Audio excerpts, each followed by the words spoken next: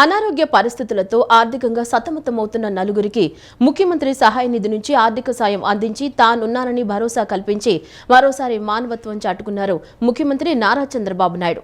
గురువారం రాత్రి నారావారిపల్లె ముఖ్యమంత్రి స్వగృహం నందు ఆర్థిక సమస్యలతో ఆరోగ్య చికిత్సకు ఇబ్బంది పడుతున్న నలుగురికి సీఎం ముఖ్యమంత్రి సహాయ నిధి నుంచి చెక్కులను పంపిణీ చేశారు. వివిధ ఆరోగ్య సమస్యలతో బాధపడుతున్న నలుగురికి కలిపి మొత్తం 11.5 లక్షల రూపాయల ఆర్థిక సహాయం చెక్కులను ముఖ్యమంత్రి చంద్రబాబు అందజేశారు. ఏపీలో ప్రస్తుతం 10 లక్షల కోట్ల అప్పు ఉందని ఆర్థిక శాఖ మంత్రి పయ్యావుల కేశవ్ తెలిపారు. అప్పులు చెల్లించడానికి కొత్త అప్పులు చేయాల్సిన పరిస్థితి రాష్ట్రంలో ఉందని ఆందోళన వ్యక్తం చేశారు. పలు సందర్భాల్లో ఏపీలో ఉన్నటువంటి ఆర్థిక పరిస్థితులపై చెప్పడం జరిగిందన్నారు. రాష్ట్ర ఆర్థిక పరిస్థితిపై శ్వేతపత్రాన్ని అసెంబ్లీలో పెట్టామని గుర్తు చేశారు.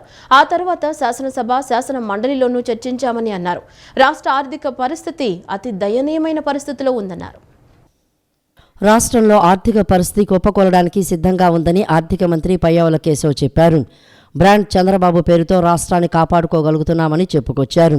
చంద్రబాబు కేంద్ర ప్రభుత్వంతో వ్యవహరిస్తున్న తీరుతో రాష్ట్రాన్ని ముందుకు నెట్టగలుగుతున్నామని తెలియజేశారు. రాష్ట్ర ప్రభుత్వ ఆదాయం 99% ఉద్యోగుల జీతాలు, పెన్షన్లకే సరిపోతుందని అన్నారు. అంతకుముందు రాష్ట్ర ప్రభుత్వానికి వచ్చే ఆదాయం కన్నా 7% ఎక్కువగా ఉద్యోగుల జీతాలు, పెన్షన్లకు పెట్టాల్సిన పరిస్థితి ఉండేదన్నారు. ప్రభుత్వ పథకాలు అమలు, అభివృద్ధి పనులకు రాష్ట్ర ప్రభుత్వం అప్పులు చేయాల్సిన పరిస్థితి ఏర్పడిందని మంత్రి పయ్యావుల కేశవ్ తెలిపారు. అప్పులు చేయటం తప్పు కాదు. చేసిన అప్పులను అభివృద్ధి కోసం ఖర్చు పెట్టి తద్వారా వచ్చిన ఆదాయాన్ని పేదల సంక్షేమం కోసం ఖర్చు పెడతామని చెప్పారు. వైసీపీ ప్రభుత్వం చేసిన అస్తవ్యస్త విధానాల వల్ల రాష్ట్ర ఆర్థిక పరిస్థితి పడిపోతోందని చెప్పారు. రాష్ట్ర ఆదాయాన్ని ఈ విధంగా పెంచుకోవాలనే దానిపైన ప్రభుత్వం ఆలోచన చేస్తోందని తెలిపారు. ఎంత పెంచినా జగన్ ప్రభుత్వం చేసిన అప్పులను అధిగమించడానికి చాలా కాలం శ్రమ పడాల్సి వస్తోందని అన్నారు.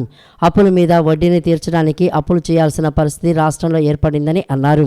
జగన్ ప్రభుత్వం చేసిన అప్పుల వడ్డీని తీర్చడానికి కొత్తగా అప్పులు చేయాల్సి వస్తోందని ఆవేదన వ్యక్తం చేశారు. మన పిల్లలకు మంచి భవిష్యత్తును ఇవ్వడం కోసం కూటమి ప్రభుత్వం ఓ ప్రణాళికతో ముందుకు వెళ్తోందని ఆర్థిక శాఖ మంత్రి పయ్యావుల కేశవ్ పేర్కొన్నారు. బుడమేరు వరదతో డ్యామేజ్ అయిన రోడ్లను తిరిగి నిర్మిస్తున్నామని మంత్రి నారాయణ స్పష్టం చేశారు. జగన్ ప్రభుత్వ నిర్లక్ష్యంతో అమృత్ ప్రాజెక్టు పనులు నిలిచిపోయాయని చెప్పారు. పనులు పూర్తయి ఉంటే విజయవాడలో త్రాగునీరు, డ్రైనేజీ సమస్యలు పరిష్కారమయ్యేవన్నారు. డ్రైన్స్ లో ఉన్న పూడికను త్వరితగతిన తొలగించాలని ఆదేశాలిచ్చారు. బుడమేరు వరదతో డ్యామేజ్ అయిన రోడ్లను తిరిగి నిర్మిస్తున్నామని మంత్రి నారాయణ తెలిపారు. నగరపాలక సంస్థ అధికారులకు కీలక ఆదేశాలు జారీ చేశారు. విజయవాడ మున్సిపల్ కార్పొరేషన్ అధికారులు, ప్రజాప్రతినిధులతో మంత్రి నారాయణ సమీక్షా సమావేశం నిర్వహించారు. సిఆర్డీఏ కేంద్ర కార్యాలయంలో జరిగిన సమావేశానికి ఎమ్మెల్యేలు బోండా ఉమామహేశ్వరరావు, గద్దె రామ్మోహన్, వీఎంసీ కమిషనర్ ధ్యానచంద్ర, ఇతర అధికారులు హాజరయ్యారు. వీఎంసీ పరిధిలో చేపట్టాల్సిన అభివృద్ధి కార్యక్రమాలు, పెండింగ్ పనుల పూర్తి, టౌన్ ప్లానింగ్ అంశాలపై చర్చించారు. నగరపాలక సంస్థలోని అన్ని విభాగాల పనితీరుపై పవర్ పాయింట్ ప్రజెంటేషన్ ద్వారా అధికారులు వివరించారు. నగర అభివృద్ధికి అవసరమైన చర్యలపై అధికారులకు మంత్రి నారాయణ దిశానిర్దేశం చేశారు. వీఎంసీ పరిధిలో జరుగుతున్న అభివృద్ధి పనులు విభాగాల వారీగా పనితీరుపై చర్చించారు. విజయవాడ అభివృద్ధికి సంబంధించి అధికారులకు మంత్రి నారాయణ దిశానిర్దేశం చేశారు. నగరంలో పూర్తి స్థాయిలో తాగునీటి సరఫరా జరిగేలా ట్యాంకుల నిర్మాణానికి ఆదేశాలు జారీ చేశారు. ఈ సందర్భంగా మంత్రి నారాయణ మాట్లాడుతూ, విజయవాడలో కొన్ని చోట్ల తాగునీరు అరగంట మాత్రమే ఇస్తున్నారని తన దృష్టికి ఎమ్మెల్యేలు తీసుకువచ్చారని తెలిపారు. జగన్ ప్రభుత్వ నిర్లక్ష్యంతో అమృత్ ప్రాజెక్టు పనులు నిలిచిపోయాయని చెప్పారు. పనులు పూర్తయి ఉంటే విజయవాడలో తాగునీరు, డ్రైనేజీ సమస్యలు పూర్తయ్యేవని అన్నారు. డ్రైన్స్ లో ఉన్న పూడికను త్వరితగతిన తొలగించాలని ఆదేశాలు ఇచ్చారు. నగరంలో కొంతమందికి ఇళ్ల పట్టాలు ఇవ్వాల్సిన అవసరం ఉందని తెలిపారు. విజయవాడలో ఉన్న అన్ని సమస్యల పరిష్కారానికి ప్రత్యేక ప్రణాళికలు తయారు చేయాలని ఆదేశించారు. అవసరమైన నిధుల కోసం సీఎం చంద్రబాబుతో మాట్లాడి విజయవాడను అభివృద్ధి చేస్తామని మంత్రి నారాయణ హామీ ఇచ్చారు. ఆంధ్రప్రదేశ్ రాష్ట్రంలో నేటి నుంచి ప్రారంభం కానున్న సూక్ష్మ, చిన్న, మధ్య తరహా వ్యాపార సంస్థల గణన కార్యక్రమంలో ప్రతి వ్యాపారవేత్త పాల్గొనేలా అవగాహన కల్పించాలని ఆ శాఖ మంత్రి కొండపల్లి శ్రీనివాస్ అన్నారు. వ్యాపారులు, సేవా రంగం, తయారీ రంగంలో ఉన్న అన్ని రకాల వ్యాపార వర్గాలు ఉద్యమ్ రిజిస్ట్రేషన్ చేసుకునేలా ప్రోత్సహించాలని మంత్రి శ్రీనివాస్ కోరారు. సచివాలయంలోని తన కార్యాలయంలో మంత్రి కొండపల్లి శ్రీనివాస్ రాష్ట్ర సూక్ష్మ, చిన్న, మధ్య తరహా పరిశ్రమల అభివృద్ధి సంస్థ అధికారులతో సమీక్షా సమావేశం నిర్వహించారు. ఈ సందర్భంగా మంత్రి మాట్లాడుతూ, జిల్లా స్థాయిలో ఆంధ్రప్రదేశ్ పారిశ్రామిక మౌలిక సదుపాయాల సంస్థ జోనల్ మేనేజర్లు, జిల్లా పరిశ్రమల కేంద్రం జనరల్ మేనేజర్లు ఈ సర్వే కార్యక్రమంలో కీలక పాత్ర పోషించాలని సూచించారు. ఆయా జిల్లాల్లోని జిల్లా పరిశ్రమల కేంద్రం జనరల్ మేనేజర్లు జిల్లా కలెక్టర్లకు సర్వేకు సంబంధించిన పూర్తి వివరాలను తెలియజేయాలని సూచించారు. సర్వేకి సంబంధించి జిల్లా స్థాయిలో ప్రింట్ మరియు ఎలక్ట్రానిక్ సోషల్ మీడియాలో తగిన ప్రచారం కల్పించాలని ఆయన సూచించారు. వ్యాపారులు, సేవారంగం, తయారీ రంగంలో ఉన్న అన్ని రకాల వ్యాపార వర్గాలు ఉద్యమ్ రిజిస్ట్రేషన్ చేసుకునేలా ప్రోత్సహించాలని మంత్రి శ్రీనివాస్ కోరారు. ఈ ఉద్యమ్ రిజిస్ట్రేషన్ను పాన్ కార్డు ఉన్నవారు, పాన్ కార్డు లేనివారు నమోదు చేసుకోవచ్చని, వ్యాపార రంగంలో ఉన్న అన్ని వర్గాల వారు ఈ రిజిస్ట్రేషన్ కార్యక్రమంలో పాల్గొనేలా ప్రోత్సహించాలని మంత్రి సూచించారు. రాష్ట్ర ప్రభుత్వం స్వయం ఉపాధి కార్యక్రమాలను, సొంత వ్యాపారాలను అభివృద్ధి దిశగా నడిపించేందుకు అనేక చర్యలు చేపడుతోందని తెలిపారు. ఉద్యమ్ రిజిస్ట్రేషన్ చేసుకోవడం ద్వారా ఆయా వర్గాలకు ప్రభుత్వం నుండి కలిగే ప్రయోజనాలను ఎప్పటికప్పుడు తెలియచేయడానికి ఈ గణన కార్యక్రమం ఉపయోగపడుతుందని ఆయన తెలియజేశారు. తిరుమలకు వచ్చే సామాన్య భక్తులకు త్వరితగతిన శ్రీవారి దర్శనం కల్పించేందుకు ఏర్పాట్లు చేస్తున్నామని రాష్ట్ర దేవాదాయ శాఖ మంత్రి ఆనం రామనారాయణ రెడ్డి తెలిపారు. తిరుమలలోని పీఠాలు, మఠాల ఆధ్యాత్మిక కార్యక్రమాలు ప్రోత్సహిస్తామని, వ్యాపార ధోరణిలో వ్యవహరిస్తే మాత్రం కఠిన చర్యలు తప్పవని హెచ్చరించారు. దేవాదాయ శాఖ మంత్రి ఆనం రామనారాయణ రెడ్డి గురువారం వీఐపీ బ్రేక్ దర్శనంలో తిరుమలలో స్వామివారిని దర్శించుకున్నారు.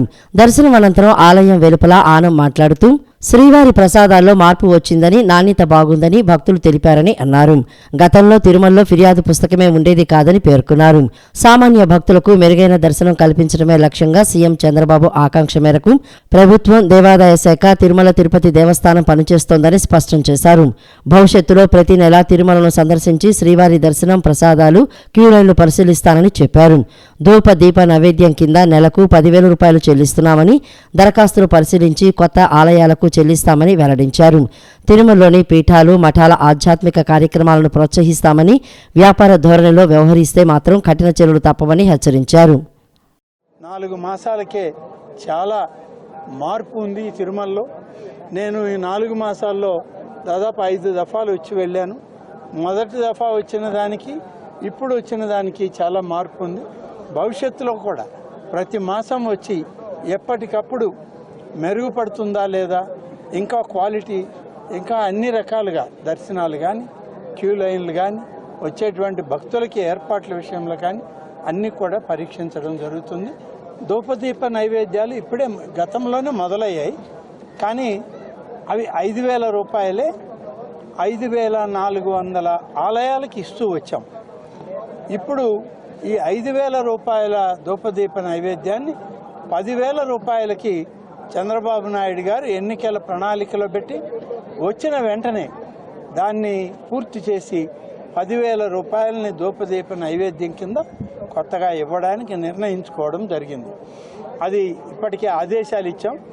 మొదటి విడత ముందుగా ఇస్తున్నటువంటి 5,400 ఆలయాల్లో రెన్యువల్ చేశాం. కొత్త ధూపదీప నైవేద్యం కొత్త ఆలయాల్లో ఇవ్వడానికి ఇవాళ అన్ని చర్యలు తీసుకుంటున్నాం. చంద్రబాబు నాయకత్వంలో విప్గా పనిచేయడం అదృష్టంగా భావిస్తున్నారని ప్రభుత్వ విప్ జీవి ఆంజనేయులు అన్నారు. రాష్ట్రాభివృద్ధి ధ్యేయంగా, ప్రజా సమస్యల పరిష్కారమే లక్ష్యంగా, స్వర్ణాంధ్రప్రదేశ్ సాధనే లక్ష్యంగా ముందుకెళ్తామన్నారు. విజయవాడలో టీడీపీ అధికార ప్రతినిధి గొట్టిపాటి రామకృష్ణ నివాసంలో ఆయనను ప్రభుత్వ చీఫ్ విప్ ఆంజనేయులు మర్యాదపూర్వకంగా కలిశారు. ఈ సందర్భంగా ఆయన మాట్లాడుతూ వైసీపీ ప్రభుత్వంలో నిర్వీర్యమైన వ్యవస్థలన్నింటినీ గాడిలో పెడుతూ రాష్ట్రాన్ని సీఎం అభివృద్ధి వైపు పరుగులు పెట్టిస్తున్నారని అన్నారు. సూపర్ 6 పథకాల అమలుకు పక్కా ప్రణాళికతోనూ ముందుకు వెళ్తున్నారని, మెగా డిఎస్సి ప్రకటించారని, ఎస్సీ ఎస్టీ సబ్ ప్లాన్ బలోపేతం చేసే విధంగా చర్యలు తీసుకుంటున్నామని తెలిపారు. ఈ సందర్భంగా జీవి ఆంజనేయులను గొట్టిపాటి రామకృష్ణ ప్రసాద్ తదితరులు సత్కరించారు. చంద్రబాబు నాయుడు గారు ఇలాంటి అనుభవజ్ఞుడు, సమర్థుడు, అలాగే వ్యవస్థల్ని గౌరవించేటువంటి వ్యక్తి, వ్యవస్థల్ని ధర్మపాలనతో ముందుకు తీసుకెళ్లాలనే ఆలోచన ఉన్నటువంటి గొప్ప వ్యక్తి ఈరోజు ముఖ్యమంత్రిగా దొరకడం అనేది అదృష్టం. ఆయన టీంలో నేను పనిచేయడానికి ఒక అవకాశం, చీఫ్గా అవకాశం దొరకడం నా పూర్వజన్మ సుకృతంగా నేను భావిస్తున్నా. తప్పనిసరిగా ప్రభుత్వ చీఫ్ విప్గా నా బాధ్యతల్ని సమర్థవంతంగా నెరవేర్చడమే ధ్యేయంగా ముందుకు నడుస్తున్నా. అలాగే నాకు తెలియని విషయాలు తెలుసుకుంటా, నేర్చుకుంటా. అలాగే దానికి మా నాయకుడే ఆదర్శం. చంద్రబాబు నాయుడు గారు ఇప్పుడు కూడా కొత్త విషయాల్ని తెలుసుకుంటూ ఉంటారు, నేర్చుకుంటూ ఉంటారు. అట్లాగే వారి బాటలో మేము ముందుకెళ్ళి అనేక విషయాలు నేర్చుకుంటూ, తెలుసుకుంటూ రాష్ట్ర అభివృద్ధి ధ్యేయంగా, ప్రజా సమస్యల పరిష్కారమే లక్ష్యంగా మేము ముందుకు నడిచి విజన్ 2047 సాధించడమే మా లక్ష్యం. విజన్ 2047కి ఎలా ఉండాలనేది కూడా ఒక స్పష్టమైనటువంటి విషయంతో మేము ముందుకెళ్తున్నాం. ప్రతి వ్యక్తి తలసరి ఆదాయం పెరగాలని, ప్రతి కుటుంబం సుఖ సంతోషంగా ఉండాలని, ఈ రాష్ట్రాన్ని స్వర్ణాంధ్రప్రదేశ్గా తీర్చిదిద్దాలి, ఆర్థిక ప్రగతి నంబర్ 1గా ఉండాలనేది ఈరోజు ఎన్డీఏ ప్రభుత్వం ఒక ఆకాంక్ష. ఆర్థిక ప్రగతి నంబర్ 1గా దేశంలోనే టాప్లో నంబర్ 1లో ఉండాలనేది ఆకాంక్ష. ఈ సందర్భంగా గొట్టిపాటి మాట్లాడుతూ తన చిరకాల మిత్రుడు ప్రభుత్వ విప్పుగా నియమితులు కావడం ఎంతో ఆనందంగా ఉందని అన్నారు. చిరకాల మిత్రుడు, మంచి మిత్రుడు జీవి ఆంజనేయులు గారు చీఫ్ విప్గా బాధ్యతలు చేపట్టి ఇక్కడికి రావడం నాకు ఎంతో ఆనందంగా ఉంది. ఎందుకంటే ఆయన చిన్నప్పటి నుంచి నాకు మంచి మిత్రుడు. కష్టపడి వ్యాపారంలో వృద్ధిలోకి వచ్చి రాజకీయంగా వచ్చిన తర్వాత మరి శాసనసభ్యుడిగా ఎంపికై సీనియర్ శాసనసభ్యుడిగా ఈరోజు ప్రభుత్వ చీఫ్ విప్గా క్యాబినెట్ హోదాలో రావటం అనేది ఒక తెలుగుదేశం పార్టీ నాయకుడిగానే కాదు, వ్యక్తిగతంగా కూడా నాకు చాలా ఆనందంగా ఉంది. ఈ రాష్ట్రాన్ని ఆత్మగౌరవం, ఆత్మవిశ్వాసం, అభివృద్ధి, ఆనందం వైపు నడిపించాలని తెలుగుదేశం పార్టీ, మా నాయకుడు ఆనాడు ఎన్టీఆర్ కానీ, ఈనాడు చంద్రబాబు నాయుడు గారు కానీ, లోకేష్ బాబు కానీ ప్రయత్నం చేస్తూ ఉన్న సందర్భంలో అవినీతి, అరాచకం మా లక్ష్యం, ఆత్మహత్యలే శరణ్యం ప్రజలకి అనే విధంగా పరిపాలించినటువంటి వైసీపీ ప్రభుత్వానికి ఉన్నటువంటి వ్యత్యాసాన్ని స్పష్టంగా చూశారు. ఈ కార్యక్రమంలో యోగా గురువు దుర్గారావు, సాయి తదితరులు పాల్గొన్నారు. ప్రపంచ ఆర్థిక నేరగాడు వైసీపీ అధినేత జగన్మోహన్ రెడ్డికి పరువెక్కడ ఉందని AP aquaculture authority chairman Anam Venkataramanareddy ప్రశ్నించారు. ఆయన పరువు నష్టం దావా వేస్తాననటం హాస్యాస్పదంగా ఉందని విమర్శించారు. జగన్ నిజాయితీ పరుడివి అయితే నిజంగా దమ్ముంటే పరువు నష్టం దావా వేయి, నీ నిజ స్వరూపాన్ని కోర్టులోనే మేం తేలుస్తాం అని ఆనం వెంకటరమణారెడ్డి హెచ్చరించారు.